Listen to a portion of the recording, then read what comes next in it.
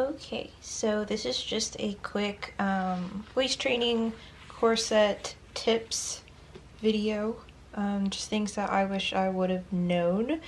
You're going to notice, especially with corsets, which that's what this is, because I told you guys I moved from waist trainers to corsets because I was buying so many waist trainers, because if you wear it every single day like you're supposed to, you're going to go down through all of their sizes really fast, and then you're going to need something really small.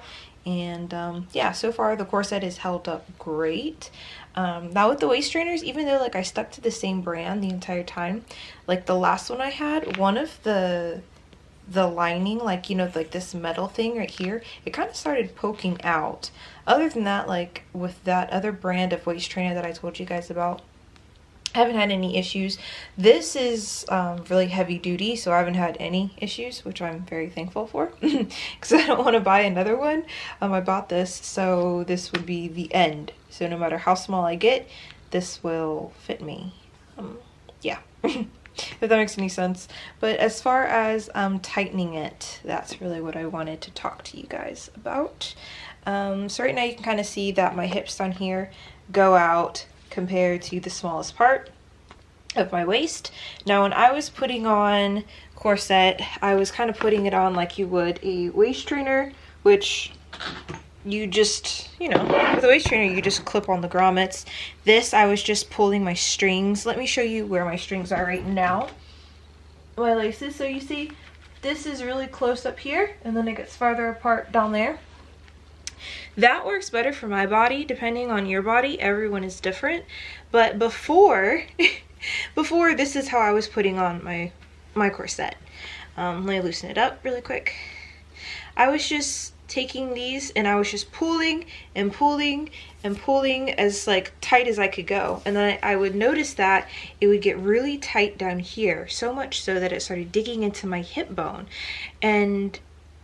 But I still had some room up here, like I could still go down further, but like I just could not get through the day without this like literally digging into my skin. And it can break skin if you have it on too tight. So what I just realized is that, as you see, this is doubled up. Go for the top lace. Okay, so get the top lace on both sides. So the lace that's on the top as opposed to the lace that's on the bottom. So you want this one. And then on this side, same thing. Get the top one. Tighten that first. If you pull that, you'll see that it'll only tighten up top while your hips remain out. Because as you know, you cannot move that bone. That bone isn't going anywhere. Now our ribs, especially our floating ribs, our ribs can actually, I mean, everything's gonna get smaller on here, even if you don't have any fat there. That's what I've noticed. Like, it can get a lot smaller. I've gone down a bra size, not the cup size, but the back size. I used to be, at one point I was a 36, then I was a 34, now I'm a 32.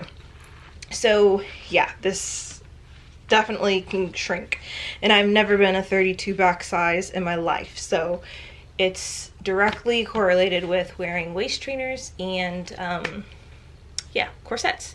So I think that's probably one of the biggest tips, most helpful tips that I found.